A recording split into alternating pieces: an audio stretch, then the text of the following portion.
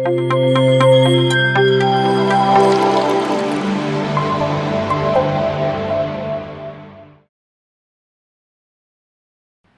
ಧ್ಯಾನ ಬಂಧುಗಳಿಗೆ ನಮಸ್ಕಾರ.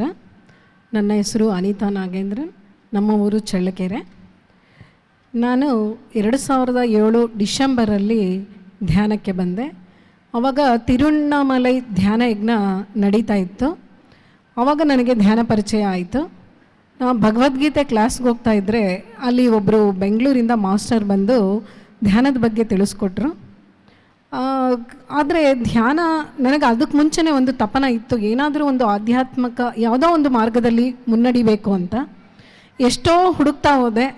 ಇದಕ್ಕೆ ಮುಂಚೆ ಡಿವೈನ್ ಪಾರ್ಕ್ ಅಂತ ಅದು ಒಂದು ಸಂಸ್ಥೆಗೆ ಹೋಗ್ತಾಯಿದ್ದೆ. ಎಲ್ಲಿ ಹೋದರೂ ಇನ್ನೂ ಕಂಪ್ಲೀಟ್ನೆಸ್ ಅನ್ನಿಸ್ಲಿಲ್ಲ. ಮತ್ತು ಧ್ಯಾನ ಸಿಕ್ಕ ಮೇಲೆ ಪತ್ರಿಜಿಯವ್ರನ್ನ ಮೀಟ್ ಮಾಡಿದ್ಮೇಲೆ ಇದೇ ಪರ್ಫೆಕ್ಟ್ ಆಧ್ಯಾತ್ಮಿಕ ಮಾರ್ಗ ಅನ್ನೋ ಒಂದು ವಿಚಾರ ಗೊತ್ತಾಯಿತು. ಇದೇ ಅಲ್ಟಿಮೇಟ್ ಅಂತ ಗೊತ್ತಾಯಿತು. ಧ್ಯಾನನೇ ಅಲ್ಟಿಮೇಟ್ ಅಂತ ಗೊತ್ತಾಯಿತು. ನಾವು ಏನೇ ಮಾಡಿದ್ರು, ಯಾವುದೇ ಪೂಜೆ ಪುನಸ್ಕಾರ, ಹೋಮ ಹವನ, ನೀವು ಏನೇ ಮಾಡಿದ್ರೂ ಆತ್ಮಜ್ಞಾನ ಸಿಗೋದಿಲ್ಲ. ತಾತ್ಕಾಲಿಕವಾಗಿ ನಮಗೆ ಮನಃಶಾಂತಿ ಸಿಗ್ಬೋದು, ನಮ್ದು ಯಾವುದೇ ಸಮಸ್ಯೆ ಪರಿಹಾರ ಆಗ್ಬೋದು, ಆದರೆ ಆತ್ಮಜ್ಞಾನ ಸಿಗೋದು ಧ್ಯಾನದಿಂದ ಮಾತ್ರನೇ ಅನ್ನೋ ಒಂದು ವಿಚಾರ ಗೊತ್ತಾಯಿತು. ನಾವು ಮನುಷ್ಯರಾಗಿ ಹುಟ್ಟಿದ ಮೇಲೆ ಯಾವುದೋ ಒಂದು ಸಾಧನೆ ಮಾಡಿ ನಾವು ಏನಕ್ಕಾಗಿ ಬಂದಿದ್ದೀವಿ ಪ್ರಪಂಚಕ್ಕೆ ಅಂತ ತಿಳ್ಕೋಬೇಕು ಅಂತ ಒಂದು ನನ್ನ ಜಿಜ್ಞಾಸೆಗೆ ಇಲ್ಲಿ ಉತ್ತರ ಸಿಗ್ತಾ ಹೋಯಿತು. ಎಷ್ಟೋ ಚಿಕ್ಕವಳಿದ್ದಾಗಲೇ ಬಹಳ ಕ್ವಶನ್ಸ್ ಇತ್ತು. ಎಲ್ಲದಕ್ಕೂ ಕೂಡ ಈ ಒಂದು ಆಧ್ಯಾತ್ಮಿಕ PSSM ಸಂಸ್ಥೆಯಲ್ಲಿ ಎಲ್ಲದಕ್ಕೂ ಆನ್ಸರ್ ಸಿಕ್ಕಿ ನನಗೆ ಇಲ್ಲಿ ಕಂಪ್ಲೀಟ್ನೆಸ್ ಅಂತ ಅನ್ನಿಸ್ತು. ಪತ್ರಿಜಿಯವ್ರನ್ನ ಭೇಟಿ ಮಾಡಿದ್ಮೇಲೆ ಒಬ್ಬ ಗುರು ಅಂದರೆ ಹೇಗಿರ್ತಾರೆ ಅನ್ನೋ ಒಂದು ವಿಚಾರ ಅರ್ಥ ಆಗ್ತಾ ಹೋಯಿತು. ಗುರು ಅಂದರೆ ಯಾವಾಗಲೂ ಒಬ್ಬ ಸ್ಪರ್ಶಮಣಿ ಇದ್ದ ಹಾಗೆ ಅಂತ ಹೇಳ್ತಾರೆ. ಅಂದರೆ ಸ್ಪರ್ಶಮಣಿ ಅಂದರೆ ಅದು ಏನನ್ನು ತಾಕಿದ್ರೂ ಬಂಗಾರ ಆಗುತ್ತಂತೆ. ಒಂದು ಕಬ್ಬಿಣ ಬಂಗಾರ ಆಗುತ್ತಂತೆ ಸ್ಪರ್ಶಮಣಿ ಮುಟ್ಟಿದ್ರೆ. ಆದರೆ ಇನ್ನೊಂದು ಸ್ಪರ್ಶಮಣಿ ಆಗೋದು ಕಷ್ಟ. ನಾವು ಈ ನಮ್ಮ ಸಂಸ್ಥೆಯಲ್ಲೇ ನೋಡ್ತಾ ಇದ್ದೀವಿ, ಎಷ್ಟೋ ಉನ್ನತವಾಗಿ ನಾವು ಸಾಧನೆ ಮಾಡಿರೋರು ಇರ್ಬೋದು, ಎಷ್ಟೋ ವಿಚಾರಗಳು ಹೇಗೋ ಹೇಳೋರು ಇರ್ಬೋದು, ಎಷ್ಟೋ ಕಾರ್ಯಕ್ರಮಗಳು ಮಾಡೋರು ಇರ್ಬೋದು, ಆದರೆ ಇನ್ನೊಬ್ಬ ಪತ್ರಿಜಿ ಆಗೋದು ಬಹಳ ಕಷ್ಟದ ಕೆಲಸ ಅಂತ ಅನಿಸುತ್ತೆ ನೋಡಿದ್ರೆ. ಹಾಗೆ ಅಂತಹ ಗುರು ನಮಗೆ ಸಿಕ್ಕಿದ್ದಾರೆ ಅಂದರೆ ನಿಜವಾಗ್ಲೂ ನಾವು ಮಹಾ ಪುಣ್ಯವಂತರು ಅಂತ ಹೇಳ್ಬೋದು. ಪತ್ರಿಜಿಯವರ ಒಡನಾಟದಲ್ಲಿ ನಮಗೆ ಎಷ್ಟೋ ಸಾರಿ ನಾನು ಎಷ್ಟೋ ಪಾಠಗಳನ್ನು ಕಲ್ತಿದ್ದೀನಿ. ಮೊದಲನೇದಾಗಿ ನಾವು ಹೇಗೆ ಪ್ರೆಸೆಂಟ್ ಮೊಮೆಂಟಲ್ಲಿ ಇರಬೇಕು ಅಂತ.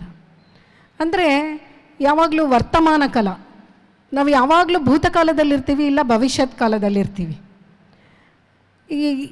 ಇದೆಲ್ಲ ಬಿಟ್ಟು ನಾವು ಯಾವಾಗಲೂ ವರ್ತಮಾನ ಕಾಲದಲ್ಲಿದ್ದರೆ ಅದೇ ದಿವ್ಯ ಕ್ಷಣ. Present moment is divine moment ಅಂತ ಹೇಳ್ತಾರೆ.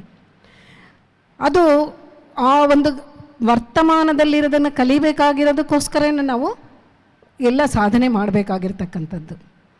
ನಾವು ಅಬ್ಸರ್ವ್ ಮಾಡ್ದಂಗೆ ಹೇಗಿರುತ್ತೆ ಪ್ರಪಂಚದಲ್ಲಿ ಅಂದರೆ, ವಯಸ್ಸಾದವರು ಒಂದು 50-60 ವರ್ಷ ಆದಮೇಲೆ ಯಾವಾಗಲೂ ಭೂತಕಾಲದ ಬಗ್ಗೆನೇ ಯೋಚನೆ ಇರುತ್ತೆ. ಏನು ನನ್ನ ಕಾಲ ಹಾಗಿತ್ತು, ನಾವು ಚೆನ್ನಾಗಿದ್ವಿ, ಈ ಕಾಲ ಸರಿ ಇಲ್ಲ, ಈಗಿನ ಮಕ್ಕಳು ಹೀಗೆ, ಯಾವಾಗಲೂ ಅದ್ರ ಬಗ್ಗೆನೇ ಹೇಳ್ತಾ ಇರ್ತೀರಿ. ಅದೇ ಒಬ್ಬ 20 ವರ್ಷ 30 ವರ್ಷದ ಯುವಕನಿಗೆ ಯಾವಾಗಲೂ ಮುಂದಿನ ಬಗ್ಗೆ, ಭವಿಷ್ಯದ ಬಗ್ಗೆ ಆಲೋಚನೆ. ನಾನು ಮುಂದೆ ಹೇಗಿರಬೇಕು, ಏನು ಮಾಡಬೇಕು, ನನ್ನ ಭವಿಷ್ಯ ಏನಾಗುತ್ತೆ ಅನ್ನೋದ್ರ ಬಗ್ಗೆ ಆಲೋಚನೆ ಇರುತ್ತೆ. ಆದರೆ ವರ್ತಮಾನದಲ್ಲಿರೋರು ಯಾರು? ಅದಕ್ಕೆ ನಾವು ಆಧ್ಯಾತ್ಮ ಸಾಧನೆ ಮಾಡ್ತಾ ಮಾಡ್ತಾ ಈ ಧ್ಯಾನ ಸಾಧನೆಯಿಂದನೇ ನಾವು ವರ್ತಮಾನದಲ್ಲಿರೋದಕ್ಕೆ ಸಾಧ್ಯ ಆಗ್ತಕ್ಕಂಥದ್ದು. ನೀವು ಸಹ ಧ್ಯಾನ ಜ್ಞಾನ ಪ್ರಚಾರ ಮಾಡಬೇಕೆಂದರೆ ಲಕ್ಷಾಂತರ ಜನಕ್ಕೆ ಪ್ರತಿ ಕ್ಷಣ ಸತ್ಯ ದರ್ಶನವನ್ನು ನೀಡುತ್ತಿರುವ PMC ಕನ್ನಡ ಚಾನೆಲ್ಗೆ ದೇಣಿಗೆ ನೀಡಿ ಸಹಾಯ ಮಾಡಿ. Kannada pyramid meditation channel foundation. ಇದು ಪತ್ರಿಜಿಯವರು ಹೇಳೋದೇ ಅಲ್ಲ, ನಡವಳಿಕೆಯಲ್ಲೂ ಕೂಡ ನಾನು ಬಹಳ ಅಬ್ಸರ್ವ್ ಮಾಡಿದ್ದೀನಿ. ಒಂದು ಸರಿ ನಮ್ಮೂರಿಗೆ ಬಂದಾಗ ಹಿಂದಿನ ದಿನ ಒಂದು ದೊಡ್ಡ ಮೆಗಾ ಪ್ರೋಗ್ರಾಮ್ ಮುಗಿಸ್ಕೊಂಡು ಬಂದಿದ್ದಾರೆ ಸಾರು. ಅಲ್ಲಿ ಎಷ್ಟೋ ಒಂದು 10,000 ಜನ ಸೇರಿದ್ದಾರೆ. ಆಂಧ್ರದಲ್ಲಿ ಒಂದು ಪ್ರೋಗ್ರಾಮ್. ಸಾರು ಪ್ರತಿ ಸಾರಿ Hyderabad to Bengaluru, Bengaluru to Hyderabad travel ಮಾಡಬೇಕಾದ್ರೆ ಚಳ್ಳಕೆರೆಯಲ್ಲಿ ವಿಸಿಟ್ ಕೊಡ್ತಾಯಿದ್ರು. ಯಾವಾಗಲೂ ನಮ್ಮ ಮನೆಗೆ ಬಂದು ಹೋಗ್ತಾಯಿದ್ರು. ಯಾಕೆಂದರೆ ಅವಾಗ ಇನ್ನು ಚಿತ್ರದುರ್ಗ, ಹಿರಿಯೂರು ಯಾವುದೋ ಸೆಂಟರ್ಸ್ ಇನ್ನೂ ಆಗಿರಲಿಲ್ಲ 2008ಅಲ್ಲಿ. ಆವಾಗೆಲ್ಲ ಅವರು ನೋಡಿದ್ರೆ ಯಾವಾಗಲೂ ಅಷ್ಟೇ ಗುರುಗಳ ಹತ್ರ ನಾವು ಅವರು ಏನು ಹೇಳ್ತಾರೆ, ಅವರು ಯಾವ ರೀತಿ ಇರ್ತಾರೆ ಅನ್ನೋದನ್ನು ನಾವು ಕಲಿಬೇಕು. ಅವರು ಈ ಹಿಂದಿನ ದಿನ ಅಷ್ಟು ಮೆಗಾ ಪ್ರೋಗ್ರಾಮ್ ಅಟೆಂಡ್ ಮಾಡಿ ಬಂದಿದ್ರು ನಾನು ಕೇಳಿದೆ, ಸರ್ ಹೇಗಿತ್ತು ಸರ್ ನಿನ್ನೆ ಪ್ರೋಗ್ರಾಮು? ಬ್ರಹ್ಮಾಂಡವಾಗಿತ್ತು ಅಂದರು. ಇಲ್ಲ ಅಂದರೆ ಅವ್ರು ಅಪ್ಪಿತಪ್ಪಿ ಅವರೇನೂ ಹೇಳಲಿಲ್ಲ. ನಮ್ಮೂರಲ್ಲಿ ಬರೀ 200 ಜನನೋ ಏನೋ ಸೇರಿದ್ದಾರೆ ಅಷ್ಟೇ. ಆದರೆ ಸಾರು ನಿನ್ನೆ ಅಷ್ಟು ದೊಡ್ಡ ಪ್ರೋಗ್ರಾಮ್ ಇತ್ತು, ಇವತ್ತು ಬರೀ 200 ಜನ ಇದ್ದಾರೆ. ಇದು ಸಾಮಾನ್ಯವಾಗಿ ಸಾಮಾನ್ಯ ಮನುಷ್ಯರು ಮಾತಾಡೋ ಮಾತು ಅಲ್ವಾ? ನಾವು ಅದ್ರಾಗ ಮಾತಾಡ್ತೀವಲ್ಲ, ನಾವು ಕಂಪೇರ್ ಮಾಡಿ, ಓ ನಿನ್ನೆ ಪ್ರೋಗ್ರಾಮ್ ಅಷ್ಟು ಚೆನ್ನಾಗಿತ್ತು, ಇವತ್ತೇನೋ ಜನನೇ ಕಡಿಮೆ ಇದ್ದಾರೆ ಅಂತ. ಅವರಿಗೆ ಒಂದು ಮಾತು ಮಾತಾಡಿಲ್ಲ. ನಾವು ಕೇಳಿದ್ರೆ ಬ್ರಹ್ಮಾಂಡವಾಗಿತ್ತು ಅಂದ್ರೆ ಅಷ್ಟೇ. ಅವ್ರು ಯಾವತ್ತು ಪ್ರೆಸೆಂಟಲ್ಲೇ ಇರ್ತಿದ್ರು, ಯಾವತ್ತು ಪ್ರೆಸೆಂಟಲ್ಲೇ ಇರ್ತಿದ್ರು. ಅಂದರೆ ಫ್ಯೂಚರ್ ಪ್ಲ್ಯಾನ್ಸ್ ಇರ್ತಿತ್ತೆ ಹೊರತು ಯಾವಾಗಲೂ ಅದ್ರ ಬಗ್ಗೆ, ಅದು ಫ್ಯೂಚರ್ ಹೇಗೆ ಪ್ಲ್ಯಾನ್ಸ್ ಇರಬೇಕೇ ಹೊರತು ಚಿಂತನೆ ಇರಬೇಕು, ಚಿಂತೆ ಆಗಬಾರ್ದು. ಚಿಂತೆ ಬದುಕಿನ ಮನುಷ್ಯನನ್ನು ಕೂಡ ಸುಟ್ಟು ಬಿಡುತ್ತೆ. ಅದಕ್ಕೆ ಚಿಂತನೆ ಇರಬೇಕಷ್ಟೇ. ಇದನ್ನು ನಾವು ಗುರುಗಳಿಂದ ಕಲಿಬೇಕಾಗಿರ್ತಕ್ಕಂಥದ್ದು. ಮತ್ತು ಅವ್ರ ಜೊತೆ ಎಷ್ಟು ಹೊತ್ತು ಕಳೆದರೂ ಅವ್ರು ಯಾವುದೇ ಲೌಕಿಕ ವಿಚಾರ ಮಾತಾಡ್ತಿರ್ಲಿಲ್ಲ, ಆಧ್ಯಾತ್ಮಿಕ ವಿಚಾರಗಳನ್ನೇ ಮಾತಾಡ್ತಿದ್ರು. ಆದರೂ ಎಷ್ಟು ಚೆನ್ನಾಗಿ ಹಾಸ್ಯ ಮಾಡ್ತಾ ಎಲ್ಲರನ್ನೂ ನಗನಗಿಸ್ತಾ ಎಷ್ಟು ಆನಂದದಲ್ಲಿ ಮುಳುಗೋಗ್ತಾ ಇರ್ತಿದ್ವಿ. ಸಾರ್ ಜೊತೆ ಇದ್ರೆ ನಾವು ಎಂಪ್ಟಿ ಮೈಂಡ್ ಇರ್ತಿದ್ವಿ. ಯಾವಾಗ್ಲೂ ಅವ್ರು ಬರ್ತಾರೆ ಅಂದ್ರೇ ನಾವು ಎಂಪ್ಟಿ ಮೈಂಡ್ ಆಗಿಬಿಡ್ತಾ ಇದ್ವಿ. ಅಷ್ಟು ಅವರು ಆರಾಧದಲ್ಲಿದ್ದರೆ ನಾವು ಅಷ್ಟು ಚೆನ್ನಾಗಿರ್ತಾ ಇದ್ವಿ. ಅದಕ್ಕೆ ಒಬ್ಬ ಗುರು ಅಂದರೆ ಅವರ ಸಾನ್ನಿಧ್ಯದಲ್ಲಿ ಯಾವಾಗಲೂ ನಾವು ಆನಂದವಾಗಿರ್ತಕ್ಕಂಥ ಇದ್ದರೆ ಅದು ಅವರೇ ನಿಜವಾದ ಗುರು ಅಂತೆ. ಇದು ಸಾರ್ ನೋಡಿದ್ರೆ ನಾವು ನಿಜವಾದ ಗುರು ಯಾರು ಅಂದರೆ ಕಲ್ತ್ಕೊಳ್ಬೇಕಾಗಿರೋಂಥ ವಿಷಯ. ಮತ್ತು ನಾನ್ ಇಂಟರ್ಫಿಯರೆನ್ಸ್, ಏನೇ ವಿಷಯದಲ್ಲೂ ಯಾರದ್ರಲ್ಲೂ ಇಂಟರ್ಫಿಯರ್ ಆಗ್ತಾ ಇರಲಿಲ್ಲ ಸಾರು. ಹೀಗಿದ್ದರೆ ಚೆನ್ನಾಗಿ ಅಂತ ಸ್ಟೇಜ್ ಮೇಲೆ ಹೇಳಿದ್ರೆ ಹೊರತು, ಸ್ಟೇಜ್ ಮೇಲೆ ಒಂದು ನಾನ್ ವೆಜಿಟೇರಿಯನ್ ಬಗ್ಗೆ ಆಗಲಿ ಎಲ್ಲ ವಿಚಾರಗಳನ್ನು ಹೇಳಿದ್ರು ಕೂಡ ಅವರು ಯಾವುದೇ ಒಂದು ಇನ್ನೊಬ್ಬರ ಜೀವನದಲ್ಲಿ ಜೋಕೆ ಮಾಡ್ಕೊಳ್ಳೋಕ್ಕೆ ನೀನು ಯಾರು ಅಂತ ಕೇಳ್ತಾ ಇದ್ರು. ಅಂದರೆ ನಾವು ಇನ್ನೊಬ್ಬರ ಜೀವನದಲ್ಲಿ ಮೂಗು ತೂರಿಸ್ಬಾರ್ದು. ಆದರೆ ನಾವು ಮಾಡ್ತಕ್ಕಂಥದ್ದು ಅದೇ ಕೆಲಸ. ಯಾವಾಗ್ಲೂ ಬೇರೆಯವರ ವಿಷಯಗಳನ್ನು ಮಾತಾಡ್ತೀವಿ, ಕೆಲಸಕ್ಕೆ ಬಾರದ ವಿಷಯಗಳನ್ನು ಮಾತಾಡ್ತೀವಿ. ಇದೆಲ್ಲದರಿಂದ ಹೊರಗೆ ಬರಬೇಕಂದ್ರೆ ನಾವು ಧ್ಯಾನ ಸಾಧನೆ ಮಾಡಿದ್ರೆ ಮಾತ್ರನೇ ಸಾಧ್ಯ ಆಗ್ತಕ್ಕಂಥದ್ದು. ನಾವು ಹೆಚ್ಚೆಚ್ಚು ಧ್ಯಾನ ಮಾಡ್ತಾ, ಹೆಚ್ಚೆಚ್ಚು ವಿಚಾರಗಳನ್ನು ಕೇಳ್ತಾ, ಸಜ್ಜನ ಸಾಂಗತ್ಯ ಮಾಡ್ತಾ ನಮ್ಮನ್ನು ನಾವು ಬದಲಾಯಿಸ್ಕೊಳ್ಳೋಕ್ಕೆ ಸಾಧ್ಯ ಆಗುತ್ತೆ. ಅದಕ್ಕೆ ಎಷ್ಟು ಸಾಧನೆ ಮಾಡಿದ್ರು, ಎಷ್ಟು ಜ್ಞಾನ ಕೇಳಿದ್ರು, ನಾವು ಏನು ಬದಲಾಗಿದ್ದೀವಿ ಅಂತ ನಮ್ಮನ್ನು ನಾವು ನೋಡ್ಕೊಳ್ತಾ ಹೋದ್ರೇ ನಾವು ಇನ್ನೊಬ್ಬರನ್ನ ಬದಲಾವಣೆ ಮಾಡೋಕ್ಕೆ ನೋಡ್ತಾ ಇರ್ತೀವಿ ಯಾವಾಗ್ಲೂ. ಅದು ಮಾನವ ಸಹಜ ಗುಣ. ಅದರಿಂದ ಅದರ ಬದಲು ನಮ್ಮನ್ನು ನಾವು ಬದಲಾವಣೆ ಮಾಡ್ಕೊಂಡ್ಬಿಟ್ರೆ ಎದುರುಗಡೆ ಇರೋ ಎಲ್ಲ ಸಮಾಜ ಆಗಲಿ ಸೃಷ್ಟಿಯಾಗಲಿ ಎಲ್ಲ ನಮಗೆ ಚೆನ್ನಾಗಿ ಕಾಣುತ್ತೆ. ನೀವು ಸಹ ಧ್ಯಾನ ಜ್ಞಾನ ಪ್ರಚಾರ ಮಾಡಬೇಕೆಂದರೆ ಲಕ್ಷಾಂತರ ಜನಕ್ಕೆ ಪ್ರತಿಕ್ಷಣ ಸತ್ಯ ದರ್ಶನವನ್ನು ನೀಡುತ್ತಿರುವ PMC ಕನ್ನಡ ಚಾನಲ್ಗೆ ದೇಣಿಗೆ ನೀಡಿ ಸಹಾಯ ಮಾಡಿ. Kannada pyramid meditation channel foundation. ಅದಕ್ಕೆ ದೃಷ್ಟಿಯಂತೆ ಸೃಷ್ಟಿ ಅಂತ ಹೇಳ್ತಕ್ಕಂಥದ್ದು.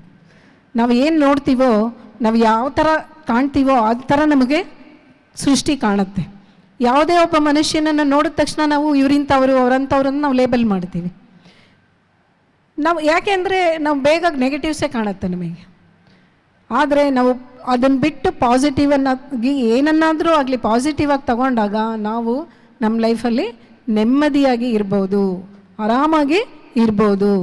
ಯಾರೇ ಒಂದು ಮಾತಂದರು, ಯಾವುದೇ ಒಂದು ಸನ್ನಿವೇಶದಲ್ಲೂ ನಮ್ಮ ಮನಸ್ಸು ಯಾವಾಗಲೂ ರಿವೈಂಡ್ ಪ್ಲೇ ಆಗ್ತಾನೇ ಇರುತ್ತೆ. ಅದೇ ನೆನಪಿಸ್ಕೊಳ್ತಾ ಇರುತ್ತೆ. ಒಳ್ಳೆಯ ಘಟನೆ ಆದರೆ ಅಷ್ಟು ನೆನಪು ಬರಲ್ಲ, ಯಾವುದಾದ್ರೂ ಕೆಟ್ಟ ಘಟನೆಗಳಾದರೆ ಮಾತ್ರ ಅಷ್ಟು ನೆನಪು ಬರುತ್ತೆ. ಯಾಕೆ ಅಂದರೆ ಈ ಭೂಮಿ ಮೇಲೆ ನೆಗೆಟಿವಿಟಿನೇ ಭಾಳ ಬೇಗ ಅಟ್ರ್ಯಾಕ್ಟ್ ಆಗ್ತಕ್ಕಂಥದ್ದು.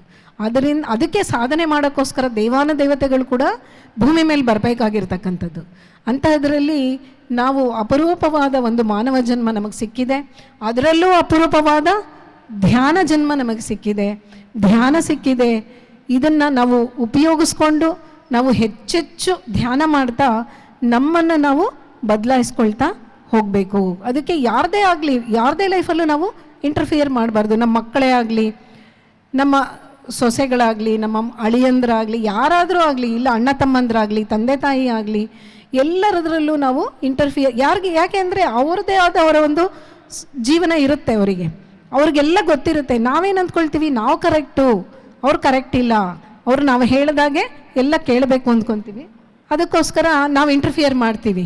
ಅದನ್ನು ಬಿಟ್ಟು ನಮ್ಮನ್ನು ನಾವು ಸರ್ ಮಾಡ್ಕೊಳ್ಳೋ ಹತ್ರ ನಾವು ಹೆಜ್ಜೆ ಹಾಕಿದ್ರೆ ಇದು ಯಾವಾಗ ಸಾಧ್ಯ ಅಂದರೆ ನಾವು ಹೆಚ್ಚೆಚ್ಚು ಧ್ಯಾನ ಸಾಧನೆ ಮಾಡ್ತಾ ಸ್ವ ಅಧ್ಯಾಯ, ನಮ್ಮನ್ನು ನಾವು ಅಧ್ಯಯನ, ಬುಕ್ಸ್ ಓದೋದು ಒಂದು ಕಡೆ ಆದರೆ ನಮ್ಮನ್ನು ನಾವು ಅಧ್ಯಯನ ಮಾಡ್ಕೊಳ್ತಾ ಹೋದಾಗ ನಾವು ಬದಲಾವಣೆ ಹೊಂದೋಕ್ಕೆ ಖಂಡಿತ ಸಾಧ್ಯ ಅಂತ ಹೇಳ್ತಾ ನಾವು ಹೆಚ್ಚೆಚ್ಚು ಸಾಧನೆ ಮಾಡೋಣ ಅಂತ ಹೇಳ್ತಾ ನನಗೆ ಕೊಟ್ಟ ಈ ಅವಕಾಶವನ್ನು ಕೊಟ್ಟ ಈ ಪಿರಮಿಡ್ ಟೀಮ್ನವ್ರಿಗೆಲ್ಲರಿಗೂ ಕೂಡ ವಂದನೆಗಳನ್ನ ಹೇಳ್ತಾ ನನ್ನ ಈ ಒಂದು ಸೆಷನ್ ಕ್ಲೋಸ್. ಧನ್ಯವಾದಗಳು ಅನಿತಾ ನಾಗೇಂದ್ರ ಮೇಡಮ್ ಅವರಿಗೆ. PMCನ ಇನ್ನೂ ಸಬ್ಸ್ಕ್ರೈಬ್ ಮಾಡಿಲ್ವಾ? ಫೋನ್ ತಗೊಳ್ಳಿ, ಸಬ್ಸ್ಕ್ರೈಬ್ ಬಟನ್ ಪ್ರೆಸ್ ಮಾಡಿ. ನಿಮಗೆ ಅದು ಫ್ರೀ, ಆದರೆ ನಮಗೆ ಇನ್ನಷ್ಟು ಒಳ್ಳೆ ಕೆಲಸ ಮಾಡಲು ಅದು ತುಂಬ ಪ್ರೋತ್ಸಾಹ ನೀಡುತ್ತೆ.